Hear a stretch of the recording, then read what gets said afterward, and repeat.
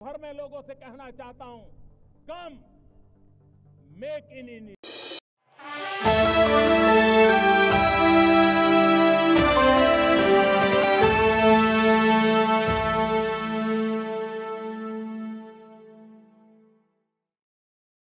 अभी रेडी?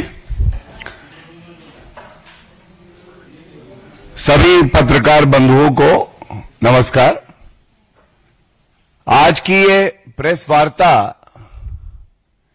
बहुत ही अहम बिंदु पे जो भारत की जनता सवाल पूछ रही है कांग्रेस पार्टी से और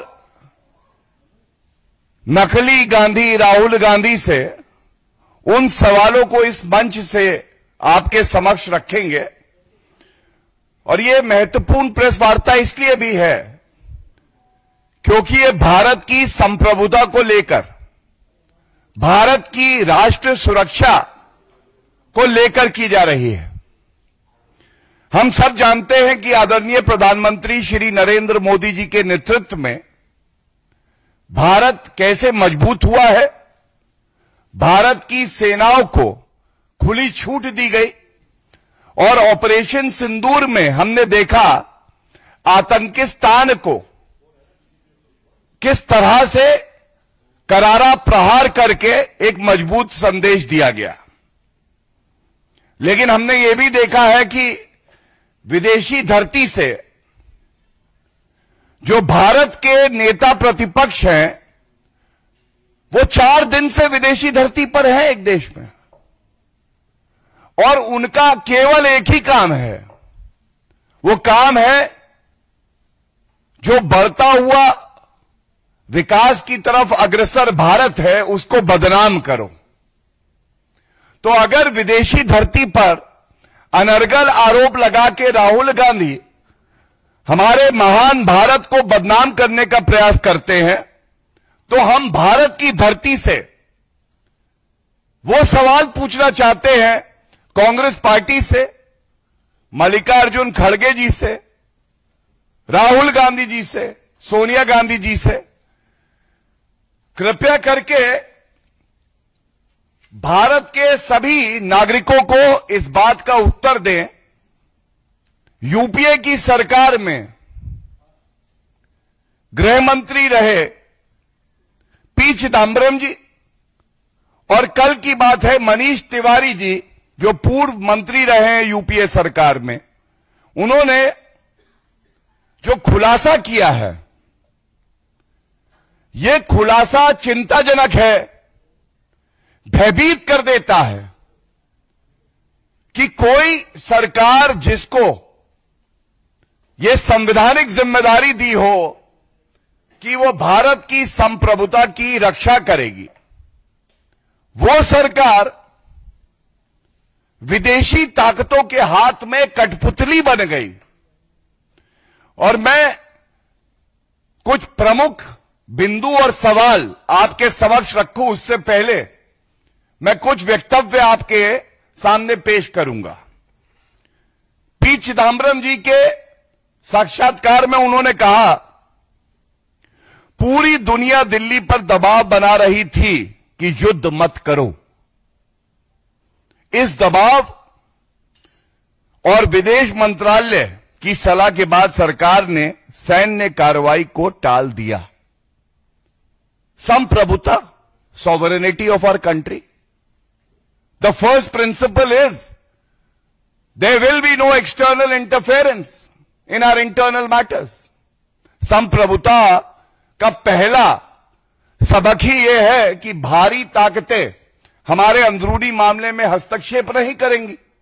लेकिन यह क्या, कांग्रेस सरकार के पूर्व में गृह मंत्री रहे पी चिदम्बरम जी जो वरिष्ठ नेता भी हैं, वो कह रहे हैं कि भारत पर दबाव था और दबाव के चलते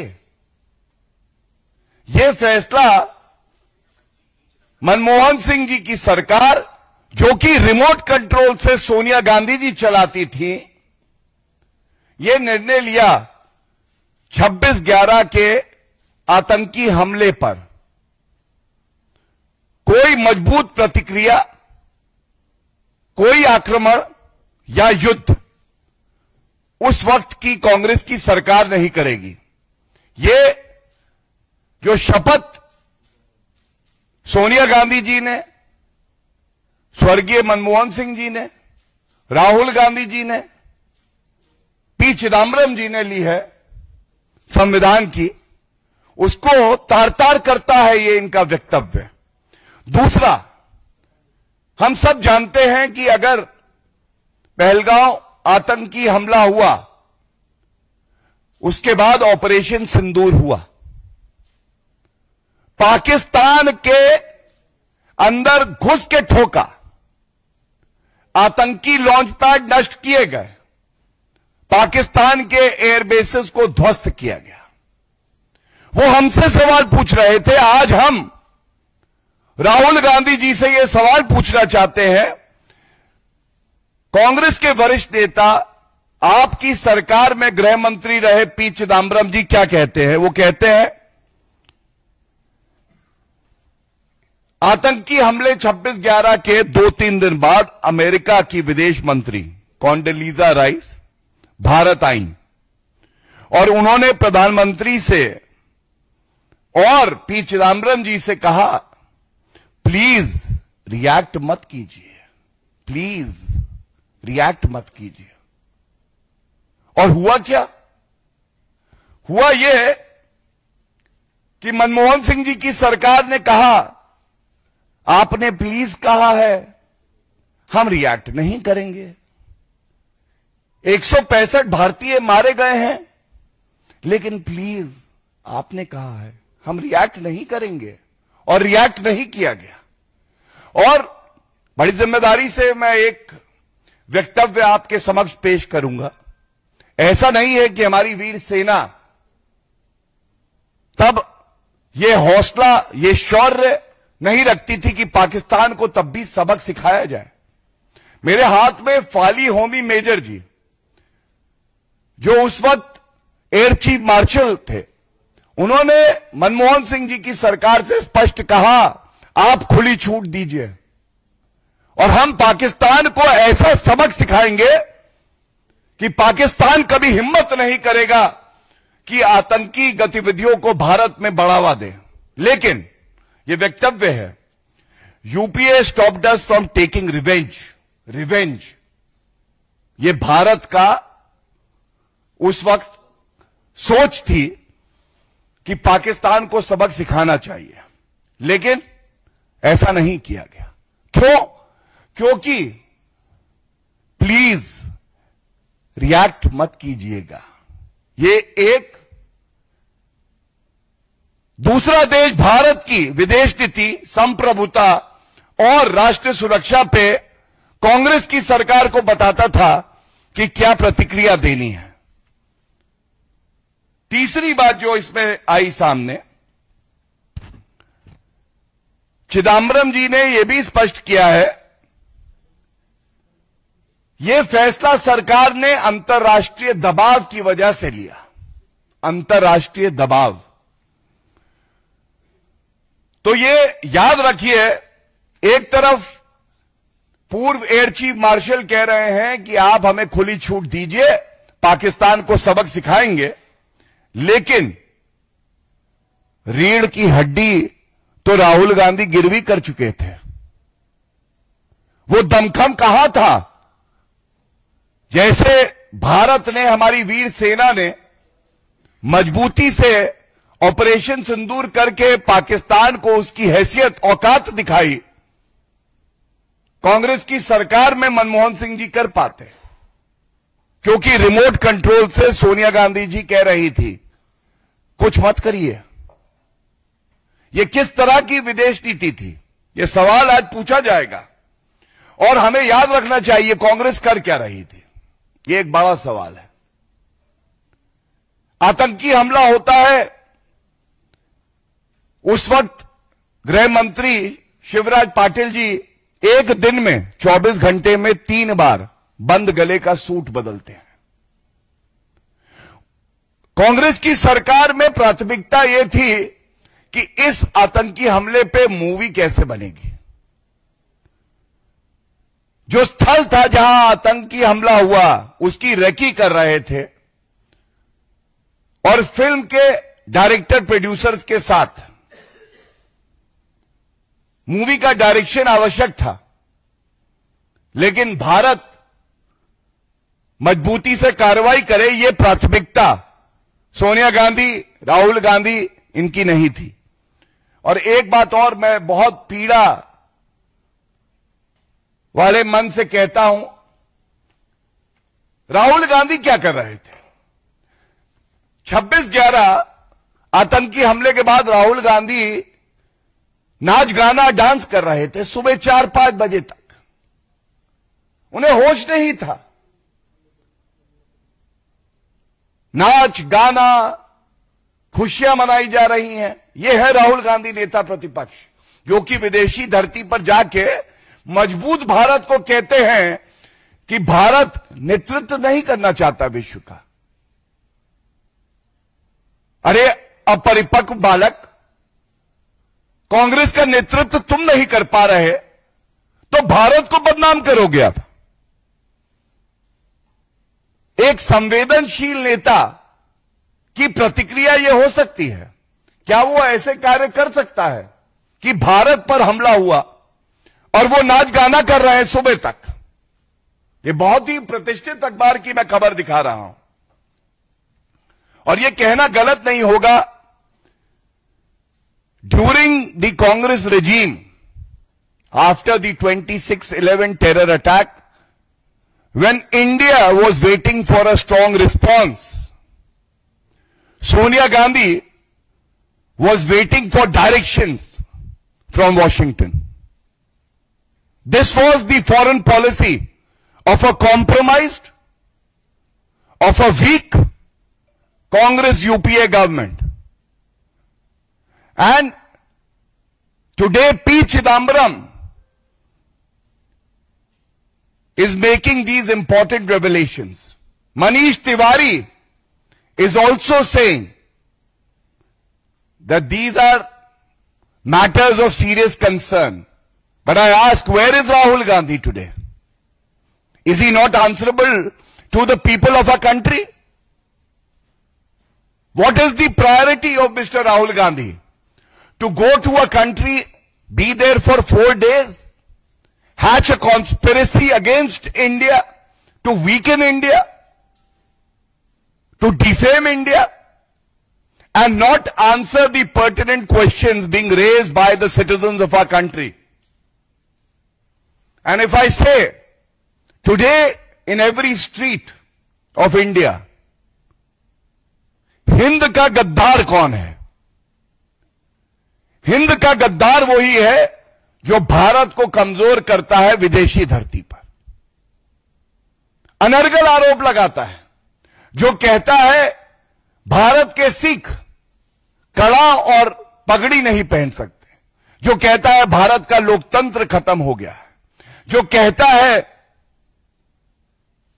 कि अमेरिका और ब्रिटेन को भारत के अंदरूनी मामलों में हस्तक्षेप करना चाहिए, और यह सब विदेशी धरती पे कहता है।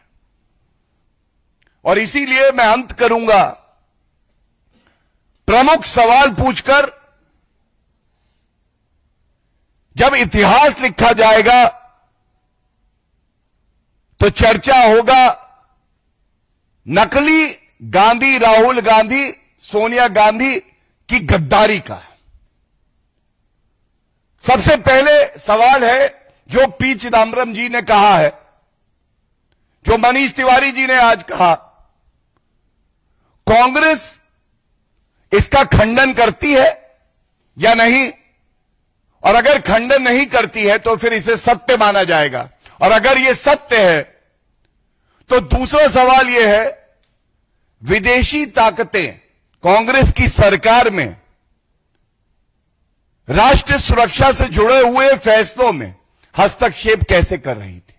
यह दूसरा सवाल है।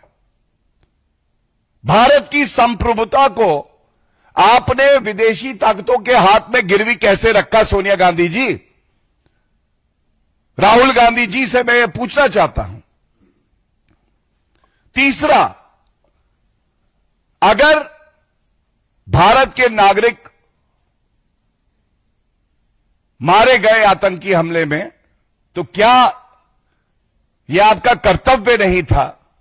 क्या यह आपकी जिम्मेदारी नहीं थी? आप सत्ता में थे कि आप नागरिकों को मारे जाने का बदला लेके एक मजबूत कार्रवाई करते। लेकिन दुख की बात यह है, कांग्रेस पार्टी हमेशा से आतंकियों के प्रति ढुलमुल रवैया रखती है। हमेशा आतंकियों को कांग्रेस के टावर से संदेश जाता है कि तुम आतंकी गतिविधियों में लिप्त रहो, भारत के नागरिकों को मारो, हम कोई ठोस कार्रवाई नहीं करेंगे। यह चिंताजनक है। और इसके अलावा यह एक उदाहरण दिया जब विदेशी ताकतों ने कांग्रेस की सरकार में निर्णय कैसे लिए जाएंगे उस पर हस्तक्षेप किया। नटवर सिंह जी, जो कि विदेश मंत्री रहे कांग्रेस की सरकार में, उन्होंने स्वयं अपनी जीवनी में लिखा है कि जब मेरी नियुक्ति की बारी आई तो विदेशी ताकतें सोनिया गांधी जी को बता रही थी कि इनकी नियुक्ति ना की जाए। किसी भी सरकार में कौन मंत्री रहेगा, कौन सा विभाग उसके पास रहेगा, यह सरकार का क्षेत्राधिकार है। लेकिन विदेशी ताकतों के हस्तक्षेप के बाद अगर निर्णय लिए जाएंगे तो यह कहीं ना कहीं दर्शाता है कि जैसे मनमोहन सिंह जी का रिमोट कंट्रोल सोनिया गांधी के हाथ में था, सोनिया गांधी जी का रिमोट विदेशी ताकतों के हाथ में था। और यह भारत के लिए बहुत चिंताजनक है। मैं इतना ही कह के अंत करूंगा। आज आदरणीय प्रधानमंत्री श्री नरेंद्र मोदी जी एक मजबूत सरकार भारत को दे रहे हैं, जो भारत के हित में होता है वो देखते हुए सभी फैसले लेती है। दूसरी तरफ बिना रीढ़ की दब्बू सरकार इसलिए कि दब जाती थी, कांग्रेस की सरकार को कहा जाए तो गलत नहीं होगा। और इन प्रश्नों के उत्तर अगर नहीं आते हैं तो यह बेहद ही चिंताजनक है कि भारत का जो विपक्ष है, जो नेता प्रतिपक्ष है, यह विदेशी ताकतों के हाथ में आज भारत की संप्रभुता को कॉम्प्रोमाइज करता है, गिरवी रखता है। बहुत बहुत धन्यवाद। कोई प्रश्न हो तो? सवाल है थोड़ा मॉरिशस के कार्यक्रम में नहीं, इस पे को पहले सवाल इस विषय पे लेंगे, उसके बाद एनी क्वेश्चंस ऑन दिस? हाँ प्लीज।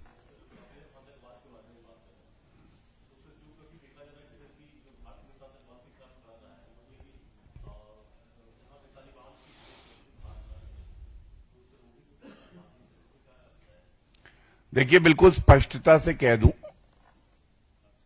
जब कभी भारत पर आतंकी हमला हुआ, हमने देखा किस तरह से सर्जिकल स्ट्राइक्स हुई उरी के बाद। जब पुलवामा हुआ तो बालाकोट एयर स्ट्राइक हुई, और अब पहलगांव के बाद ऑपरेशन सिंदूर हुआ। हमने सुनिश्चित किया जो पाकिस्तान में आतंकवादी हैं उनको ग्लोबल डेजिग्नेटेड टेररिस्ट घोषित किया जाए। हमने ये भी सुनिश्चित किया जो आतंकी हमले होते थे, रोज रोज अखबार में आता था, कांग्रेस के समय में कोई नीति नहीं थी, अब आतंकी हमले खत्म हो गए हैं। और दुर्भाग्यपूर्ण है अगर एक भी होता है तो उसका मजबूती से जवाब ऐसा दिया जाता है कि पाकिस्तान भी थर-थर कांपता है। और आपने बात करी एक सरकार की, संगठन की, यह बहुत ही गहन चिंतन का विषय होता है।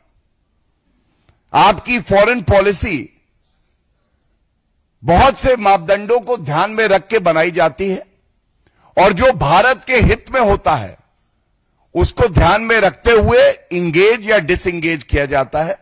आज भारत की जनता को यह पूर्ण विश्वास है कि भारत की सरकार ठोस निर्णय लेगी और वही निर्णय लेगी जो भारत के हित में होगा। प्रधानमंत्री नरेंद्र मोदी ने पहले महिलाओं को, बिहार की महिलाओं को सौगात दिया, आज नौजवानों को दिया। विपक्ष सीधे तौर पर आरोप लगा रहा है कि पीएम रेवड़ी बांट रहे हैं, आधिकारिक तौर पर रिश्वत दे रहे हैं। देखिए, ऐसा है, प्रधानमंत्री जी हों, नीतीश कुमार जी हों, भारतीय जनता पार्टी, एनडीए, जो भारत के संसाधन है, प्रदेश के संसाधन है, टैक्स पेयर का रुपया है, ये जनता के हित में इस्तेमाल करती है और जनता को कुछ देती है। लेकिन चाहे वो आरजेडी हो, जंगल राज का प्रतीक, वंशवाद का प्रतीक, या जमीन दो, नौकरी लो, या कांग्रेस पार्टी हो, ये भारतीय राजनीति के क्राइम मास्टर गोगो की तरह है। मैं आया हूं, कुछ तो लेके जाऊंगा।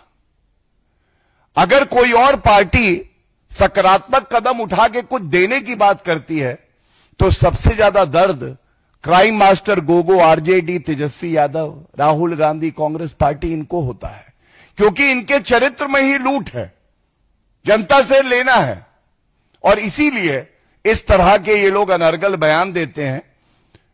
ये सर्वविदित है, बिहार में विधानसभा चुनाव के बाद जब परिणाम आएंगे तो पुनः एनडीए की सरकार बनेगी, भाजपा की सरकार बनेगी, और ये जंगल राज के प्रतीक शहाबुद्दीन जिंदाबाद के जो नारे लगवाते हैं, ये सब लोग गायब हो जाएंगे। Please please.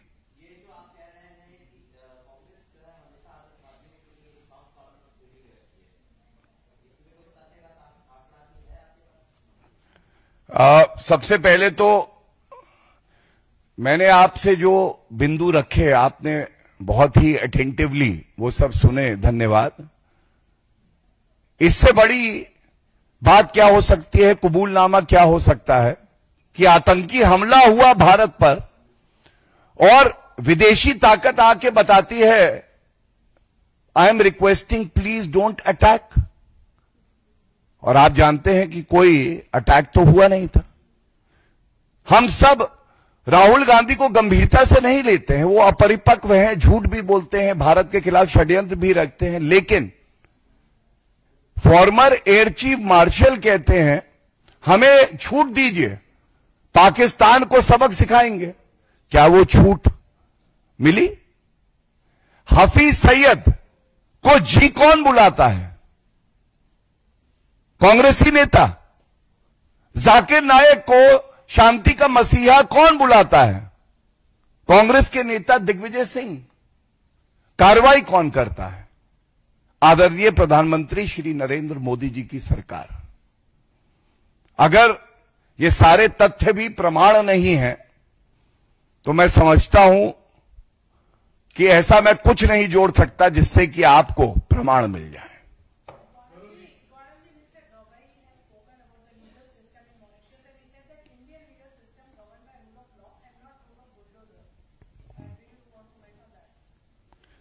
With the highest of respect to the judiciary, every citizen believes in the last 11 years, for sure, our judicial system has been strengthened by the cooperation extended even by the government. And yes, India is a democracy governed by rule of law.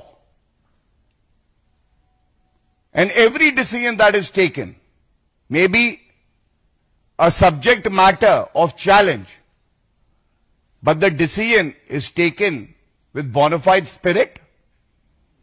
And the only time that rule of law became a casualty was during the Congress regime when emergency was invoked, when the citizens were deprived of fundamental rights. Thank you. देखिए, जो भारत की न्याय प्रणाली है, पिछले 11 वर्षों में ये कहना गलत नहीं होगा, सहयोग से, दूरदर्शिता से और मजबूत हुई है।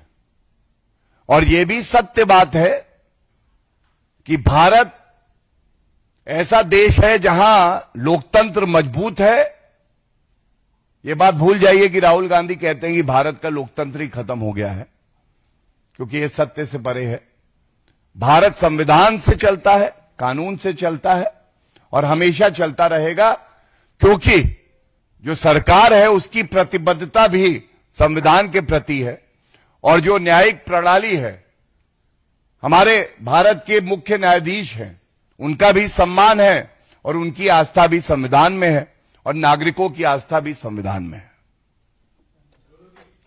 अभी आपने जिससे कहा बताया कि यूपीए सरकार, कांग्रेस की जो सरकार थी, वो अमेरिका के इशारों पर काम करती थी, वहां से अंतर्राष्ट्रीय प्रेशर आता था, उस दबाव में काम करती थी। क्या आपको लगता है कि राहुल गांधी जी विदेश की धरती पर जाके जो सच्चा बयान दे रहे हैं, उसमें भी कोई विदेशी साजिश या विदेश के कहने का अवसर हो रहा है? देखिए, विदेशी साजिश तब हो सकती है जब कोई व्यक्ति का चरित्र ही कमजोर हो। आप सब लोग यहां बैठे हैं, हमारे देश की सेना है, नागरिक है, हमारे देश के प्रधानमंत्री हैं, भाजपा के मंत्री हैं, मुख्यमंत्री हैं। मैं दावे से कह सकता हूं, जो प्रयास करेगा साजिश करने की, वो मुंह की खाएगा, क्योंकि हमें भारत माता से बेइंतहा मोहब्बत है। हम लोग जान दे सकते हैं। अब ये तो केवल नकली राहुल गांधी ही बताएंगे। ऐसा क्यों है कि विदेशी ताकतें उनको ही आकर्षित करती हैं और वो विदेशी ताकतें जो भारत को नुकसान पहुंचाना चाहते हैं उनके प्रति आकर्षित होते हैं? वो क्यों ये कह जाते हैं हमारी वीर सेना के लिए, जो विश्व में सबसे वीर है, कि हमारी भारतीय सेना चीनी सेना से पिट गई? और भारत का सर्वोच्च न्यायालय कड़ी निंदा करता है राहुल गांधी के इस वक्तव्य की। राहुल गांधी क्यों ये बात कहते हैं कि भारत के सिख कड़ा नहीं पहन सकते, पगड़ी नहीं पहन सकते? मुझे नहीं पता। राहुल गांधी विदेशी धरती पर जाकर किसी के इशारे की वजह से ये कहते हैं, या जैसे उन्होंने राजीव गांधी फाउंडेशन में जाकिर नाइक से रिश्वत लेते हुए 50 लाख रुपया लिया था, तो ये रुपए की ताकत है कि राहुल गांधी नेता प्रतिपक्ष की जो भूमिका होनी चाहिए उसको भूल जाते हैं।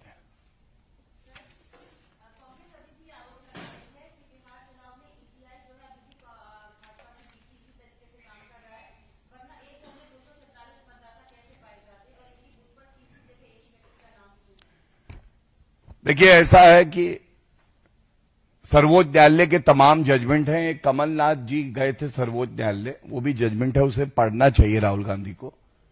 उस जजमेंट में लिखा है कि भारत में निष्पक्ष चुनाव कई दशकों से हो रहे हैं और इसका श्रेय इसलिए इलेक्शन कमीशन ऑफ इंडिया को जाता है क्योंकि उन्होंने कभी भी राजनीतिक सोच पर, राजनीतिक पार्टी देखकर कोई भेदभाव नहीं किया। यह है हमारे निर्वाचन आयोग की विश्वसनीयता। और आरोप लगा कौन रहा है? वो राहुल नकली गांधी, जो कि सर्वोच्च न्यायालय में सर्वोच्च न्यायालय के लिए गलत वक्तव्य झूठ बोलकर माफी मांग चुका है, जिसकी हर बात झूठी है। तो विश्वसनीयता क्या है उनकी? और मैं इतना ही कहूंगा, माननीय सर्वोच्च न्यायालय ने एसआईआर के मामले में रोक नहीं लगाई, यह भी सत्य है। और सत्य यह भी है, जब निर्वाचन आयोग ने कहा आप हम पे आरोप लगाते हैं, राहुल गांधी जी एक हलफनामा दे दीजिए, make the statements on an affidavit. क्या राहुल गांधी ने वो हलफनामा दिया? नहीं। और उसकी वजह यह है कि हलफनामे पर अगर कोई तथ्य देंगे और वो झूठे पाए जाएंगे तो कानूनी तौर पे ये अपराध है और वो जेल की सलाखों के पीछे होंगे। तो जब राहुल गांधी स्वयं अपने आरोपों पर विश्वास नहीं करते हैं तो ऐसे व्यक्ति पे और कोई विश्वास क्यों करेगा? और यह भी बात सत्य है, राहुल गांधी जी और तेजस्वी यादव जी दोनों जान गए हैं कि बिहार का चुनाव वो हारेंगे, तो ठीकरा कहां फोड़े?